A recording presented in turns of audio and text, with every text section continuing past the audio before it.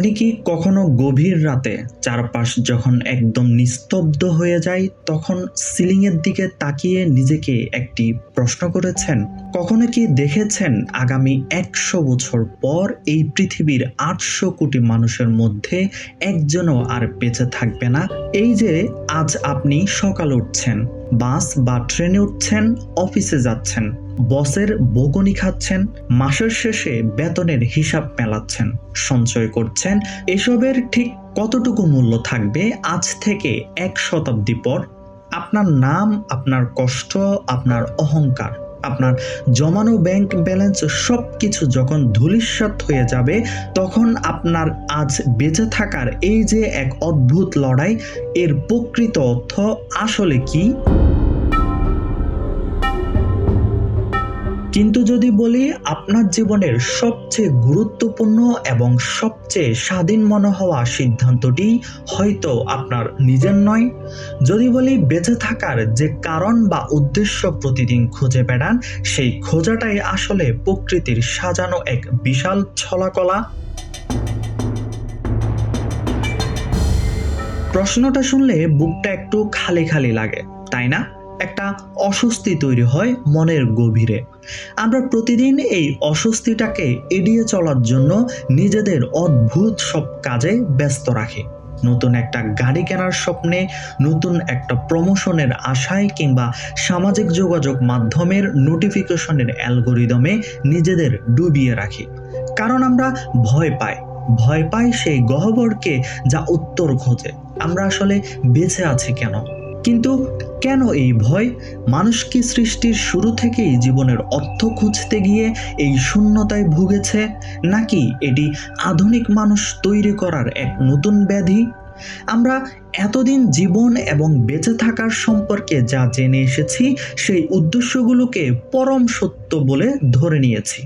তা কি আদৌ সত্য, নাকি আমরা শুধু এমন কিছু সাজানো নিয়ম মেনে চলেছি যার প্রকৃত অর্থ আমরা নিজেরাও জানি না?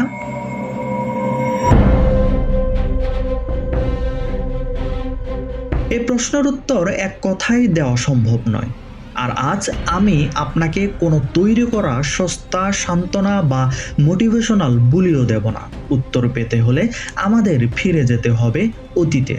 দেখতে হবে মানুষ কিভাবে যুগের পর যুগ ধরে এই অস্তিত্বের দাঁধা মেলানোর চেষ্টা করে গেছে এবং কিভাবে এক একটা যুগে এই প্রশ্নের উত্তর বদলে গেছে।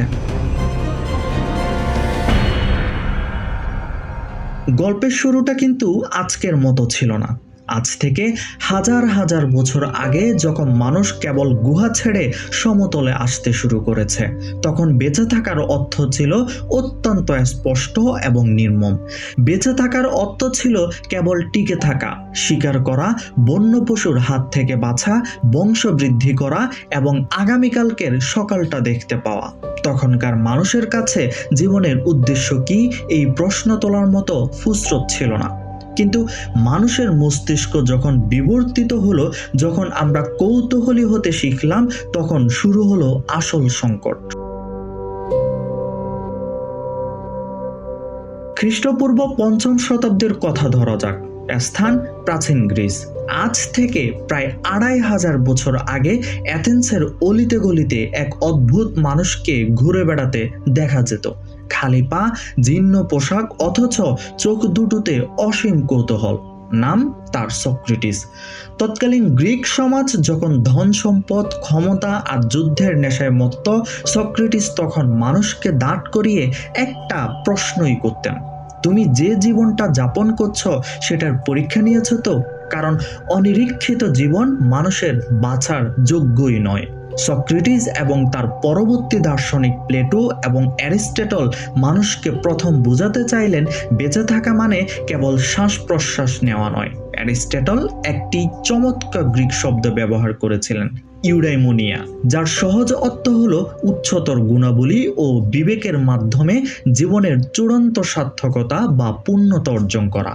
তখনকার দিনে জীবনের অর্থ ছিল পরম সত্য, ন্যায় ও জ্ঞানের পেছনে ছোটা। কিন্তু সমাজ কি সেই উত্তর মেনে নিয়েছিল? না, সমাজ পরিবর্তন পছন্দ করে না। সক্রেটিসকে হেমলক বিষ পান করিয়ে হত্যা করা হলো, কিন্তু যে প্রশ্নটা তিনি বাতাসে ভাসিয়ে দিয়ে গিয়েছিলেন তা আর মুছে ফেলা গেল না। সময় এগিয়ে চলল, মধ্যযুগে এসে বেঁচে থাকার অর্থের পুরো চিত্রটাই বদলে গেল। এবার সময়কাল চতুর্দশ শতাব্দী। ইউরোপ তখন এক ভয়াবহ অন্ধকারের মধ্য দিয়ে যাচ্ছে। একদিকে প্লেগ বা ব্ল্যাক ডেথ এর তাণ্ডবে একের পর এক শহর জনশূন্য হয়ে যাচ্ছে, অন্যদিকে চার্চের চরম আধিপত্য। সে যুগে আপনি যদি কাউকে গিয়ে জিজ্ঞেস করতেন আমরা বেঁচে আছি কেন, উত্তর আসতো অত্যন্ত সুনির্দিষ্ট এবং একমুখী। আপনাকে বলা হতো এই মর্তের জীবন হলো কেবল একটি পরীক্ষা, একটি দুঃখময় সাময়িক অবস্থান। আসল জীবন শুরু হবে মৃত্যুর পর।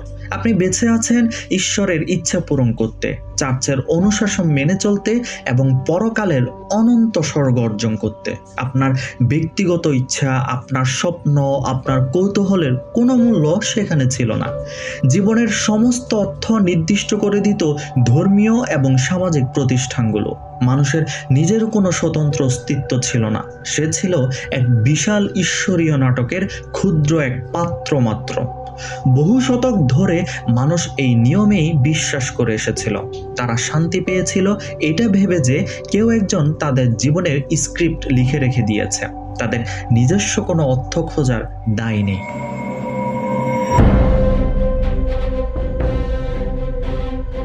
কিন্তু এই কৃত্রিম স্বস্তি কি চিরকাল টিকে থাকতে পেরেছিল?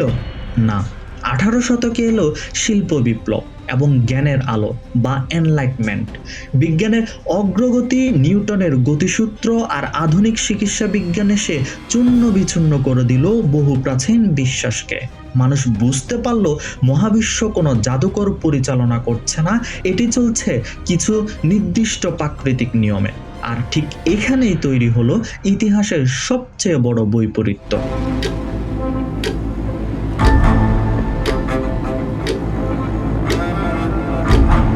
বিজ্ঞান মানুষকে আরাম দিল, প্রযুক্তি দিল, কিন্তু কেড়ে নিল তার শতাব্দী প্রাচীন জীবনের উদ্দেশ্য। ঈশ্বর যখন মানুষের দৈনন্দিন চালিকা শক্তি থেকে দূরে সরে গেলেন, মানুষ হঠাৎ আবিষ্কার করলো সে মহাশূন্যের বুকে ভেসে থাকা একটি ছোট ধূলিকণায় দাঁড়িয়ে আছে, যার কোনো বিশেষ উদ্দেশ্য বা পরিকল্পনা নেই। কিন্তু এখানেই কি আসল গল্পের শেষ? না, আসল বিপর্যয় তো এখনো আসা বাকি। 20 শতকে এসে মানুষ এমন এক সংকটের মুখোমুখি হলো যা মানব জাতির অস্তিত্বের ভিত্তিটাকেই উড়িয়ে দিল।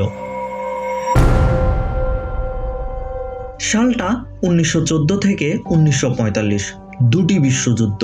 মানুষ দেখল বিজ্ঞানের অগ্রগতি তাকে মহাকাশে নিয়ে যায়নি, বরং তৈরি করেছে পারমাণবিক বোমা আর গ্যাস চেম্বার।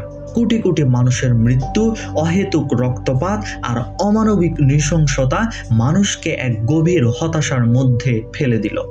মানুষ নিজের রক্তমাখা হাতের দিকে তাকিয়ে প্রশ্ন করল, যদি ঈশ্বর থেকে থাকেন তবে এই গণহত্যা কেন? আর যদি ঈশ্বর না থাকেন তবে আমাদের এই সমস্ত নিয়মের, এই সমস্ত নৈতিকতার মূল্য কি? আমরা কেন বেঁচে আছি? কেবল পরস্পরকে ধ্বংস করার জন্য? ঠিক এই অন্ধকার সময়ে জার্মানি ও ফ্রান্সে জন্ম নিল এক নতুন চিন্তাধারার, যা পরবর্তীতে পরিচিত হলো অস্তিত্ববাদ বা এক্সিস্টেন্সিয়ালিজম নামে।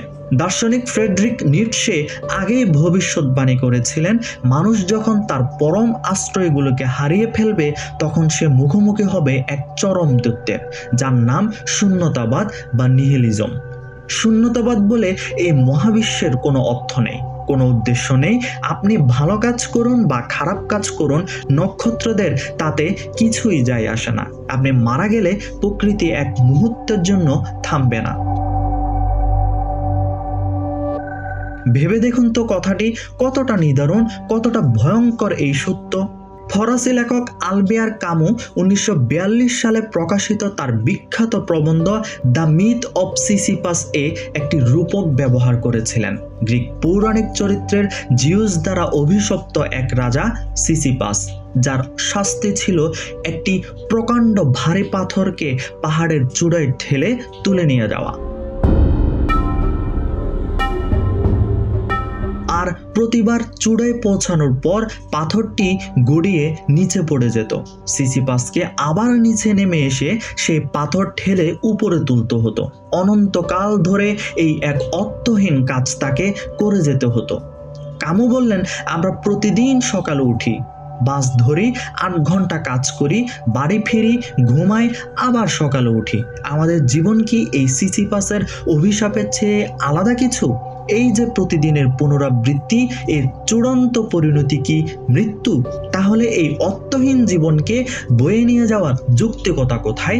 কামু একটি চরম প্রশ্ন তুলেছিলেন। জীবন কি আদৌ বেঁচে থাকার যোগ্য, নাকি আত্মহত্যাই একমাত্র যৌক্তিক সমাধান?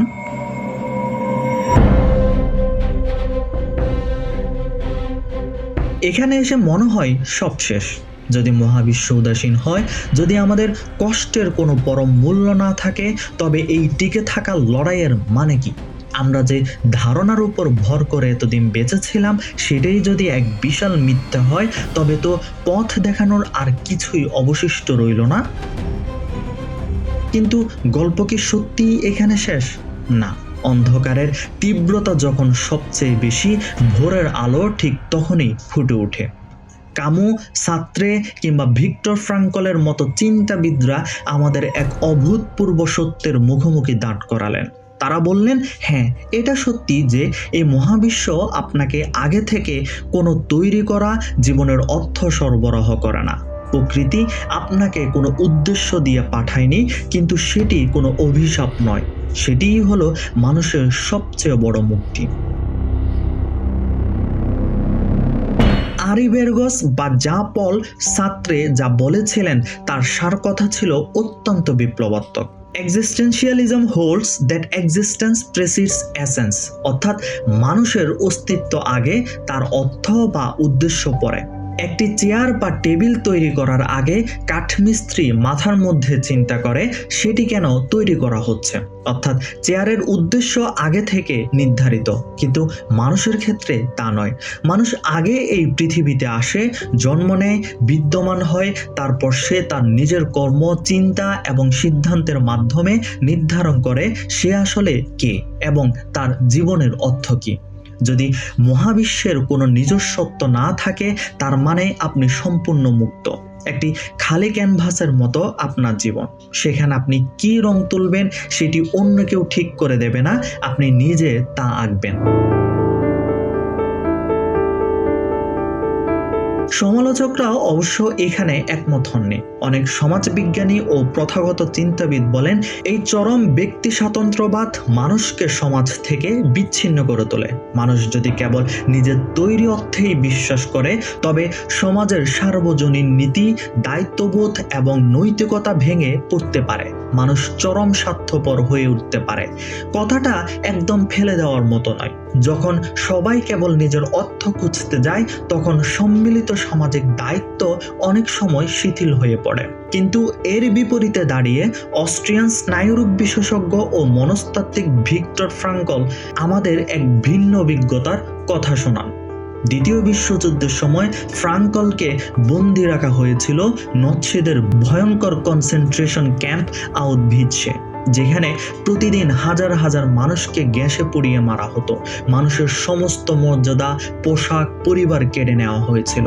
কিন্তু সেই নরককুণ্ডের দাঁড়িয়েও ফ্রাঙ্কল একটি অদ্ভুত মনস্তাত্ত্বিক সত্য লক্ষ্য করেছিলেন।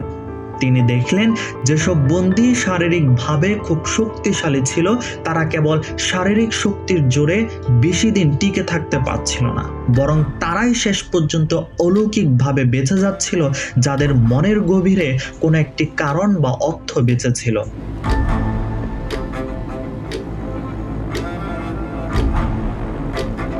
কেউ হয়তো স্বপ্ন দেখত যুদ্ধ শেষে তার সন্তানকে জড়িয়ে ধরবে, কেউ ভাবত সে তার অসম্পূর্ণ বইটি শেষ করবে। ফ্রাঙ্কল তার কালজয়ী বই ম্যানস সার্চ ফর মিনিং লিখেছিলেন ফ্রিডরিশ নিটশের সেই অমর বাণী, he who has a why to live for can bear almost anyhow.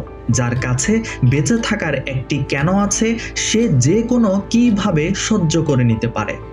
ফ্রাঙ্কল প্রমাণ করে দিলেন জীবনের অর্থ কোনো বিমূর্ত দার্শনিক তথ্য নয়, এটি একটি বেঁচে থাকার জ্যান্ত অস্ত্র।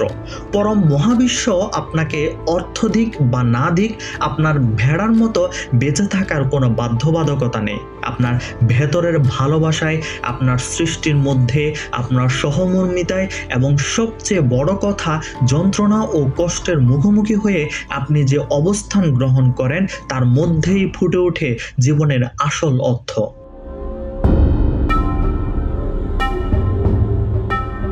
এখন প্রশ্ন হলো, এর সঙ্গে আজকের এই 2026 সালে দাঁড়িয়ে থাকা আপনার এবং আপনার জীবনের সম্পর্ক কোথায়? আসুন বিষয়টি আরও ব্যক্তিগত জায়গায় নিয়ে আসে। আপনি হয়তো প্রতিদিন সকালে অ্যালার্মের শব্দে ঘুম থেকে ওঠেন, ট্রাফিকে আটকে থাকেন, সামাজিক যোগাযোগ মাধ্যমের স্ক্রিনে অন্যের সাজানো সুখের ছবি দেখে নিজের ভেতরের শূন্যতাকে তুলনা করেন, ভাবেন ওদের হয়তো জীবনের অর্থ খুঁজে পাওয়া গেছে, আমি পিছিয়ে আছি। কিন্তু আসল সত্যটা হলো, এই স্ক্রিনের ওপারে থাকা মানুষটিও হয়তো রাতে সিলিংয়ের দিকে তাকিয়ে একই শূন্যতায় ভোগে। আমরা আধুনিক যুগে এসে জীবনের অর্থকে এক ধরনের পণ্য বানিয়ে ফেলেছি। আমরা মনে করি জীবনের অর্থ মানে অনেক বড় কিছু হতে হবে, বিখ্যাত হতে হবে, পৃথিবীর ইতিহাস বদলে দিতে হবে কিংবা প্রচুর সম্পদের মালিক হতে হবে। আর যখন আমরা তা হতে পারি না, তখন আমরা বিষণ্ণতায় ভুগি, মনে করি আমাদের বেঁচে থাকাটাই পণ্ড হয়ে গেল। কিন্তু মহাবিশ্বের স্কেলে যদি চিন্তা করেন, শতাব্দীর পর শতাব্দী ধরে যে কোটি কোটি নক্ষত্র জ্বলছে আর নিভছে, তাদের কাছে আপনার আমার কোনো ঐতিহাসিক সাফল্য বা ব্যর্থতার বিন্দুমাত্র পার্থক্য নেই। তাহলে আমরা আসলে বেঁচে আছি কেন? আসলে প্রশ্নটাই হয়তো ভুল। বেঁচে থাকার জন্য আগে থেকে কোনো কারণ থাকার প্রয়োজন নেই, বেঁচে থাকাটাই হলো স্বয়ং কারণ। ভেবে দেখুন, এই যে অবিশ্বাস্য মহাবিশ্ব, শত শত কোটি বছর ধরে ঘটে যাওয়া কোটি কোটি রাসায়নিক বিক্রিয়া, বিবর্তনের দীর্ঘ পথ অতিক্রম করে আজ এই মুহূর্তে আপনি শ্বাস নিচ্ছেন, আপনি দেখতে পাচ্ছেন, শুনতে পাচ্ছেন, ভালোবাসতে পাচ্ছেন, কষ্ট পাচ্ছেন, গান শুনে শিহরিত হচ্ছেন। এই যে অনুভূতি অর্জন করার ক্ষমতা, এটাই কি এক চরম অলৌকিক ঘটনা নয়? আপনি কোনো এক বিশাল থিয়েটারে বসে থাকা দর্শক নন, আপনি এই মহাবিশ্বেরই একটি অংশ, যা নিজেকে অনুভব করার চেষ্টা করছে।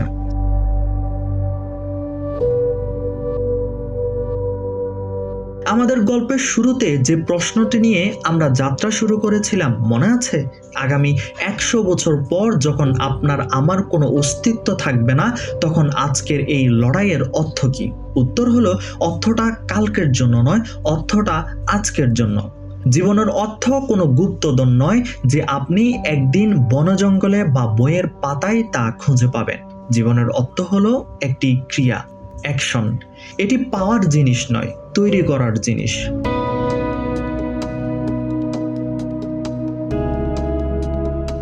আপনি যখন কোনো ক্ষুধার্ত মানুষকে একবেলা খাবার দেন, তখন সেখানে জীবনের অর্থ তৈরি হয়। আপনি যখন কোনো ভেঙে পড়া বন্ধুকে জড়িয়ে ধরে বলেন আমি আছি, তখন সেখানে অর্থ জন্ম নেয়। আপনি যখন সমস্ত প্রতিকূলতার পরেও সকালে উঠে আবার লড়াই করার সাহস দেখান, কোনো একটি শিল্প সৃষ্টি করেন কিংবা স্রেফ বিকেলের রোদে বসে এক কাপ চা উপভোগ করেন, ঠিক সেই মুহূর্তেই আপনি এই পরম অর্থহীন মহাবিশ্বের মুখে ঝাপটা মেরে নিজের অর্থ তৈরি করেন। সিসিপাস যেমন বারবার পাথর ঠেলে উপরে তুলত, আলবেয়ার কামু বলেছিলেন আমাদের কল্পনা করে নিতে হবে সিসিপাস আসলে সুখী ছিল, কারণ সেই পাথর ঠেলে তোলার কষ্টটাই ছিল তার নিজস্ব নির্বাচন, তার নিজস্ব অস্তিত্বের ঘোষণা।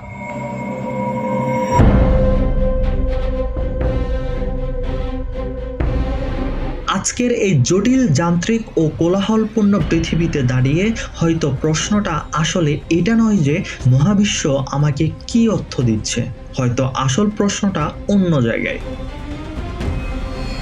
যদি আপনি জানেন যে আপনার জীবনের গল্পটা আগে থেকে কোথাও লেখা নেই, যদি জানেন যে এই নাটকের শেষ দৃশ্যটি অনিবার্য মৃত্যু, তবুও আজকের এই দিনটিতে, এই মুহূর্তে আপনার বেঁচে থাকা দিয়ে আপনি নিজের কোন অর্থটি তৈরি করতে চান? আপনি কি কেবল পরিবেশের তৈরি করে দেওয়া নিয়ম মেনে নীরব দর্শক হয়ে বেঁচে থাকবেন, নাকি নিজের প্রতিটি নিঃশ্বাসে, প্রতিটি ভালোবাসায় আর প্রতিটি লড়াইয়ে চিৎকার করে ঘোষণা করবেন, আমি ছিলাম, আমি অনুভব করেছি এবং আমি নিজেই আমার জীবনের অর্থ লিখে গিয়েছি। পছন্দটি কিন্তু দিন শেষে শুধুই আপনার।